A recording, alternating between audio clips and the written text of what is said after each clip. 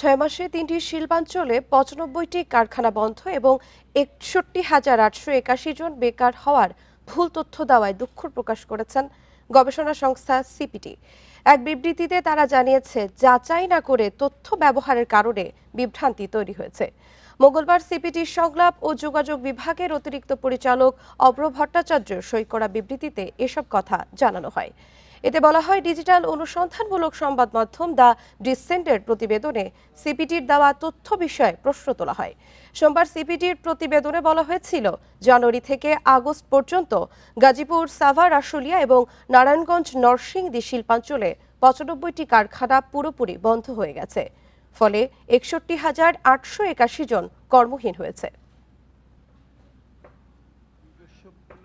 number আরেকটা হলো quality of অর্থনৈতিক ক্ষেত্রে আমরা বলেছি